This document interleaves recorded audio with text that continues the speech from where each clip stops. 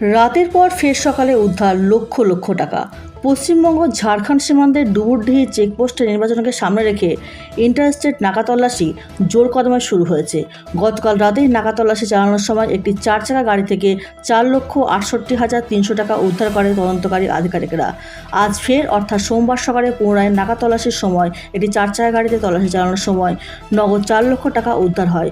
জানা যায়, মাইথন থেকে কলকাতার জন্য যাচ্ছিল এক ডাক্তারবাবু নিজস্ব নার্সিংহোমের সরঞ্জাম কিনতে। তবে ওই টাকার সঠিক তথ্য না দেখাতে পারায় টাকাগুলো বাজেয়াপ্ত করা হয়। ব্যুরো রিপোর্ট, বাংলার কণ্ঠ। हम आ रहे हैं माइथन से। कहाँ जाना है?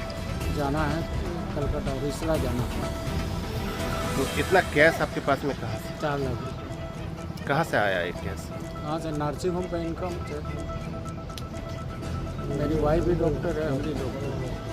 वहाँ क्या करने जा रहे थे? हैं? क्या करने जा रहे थे? क्या करते हैं? नहीं, वहाँ क्या करने जा रहे थे आप?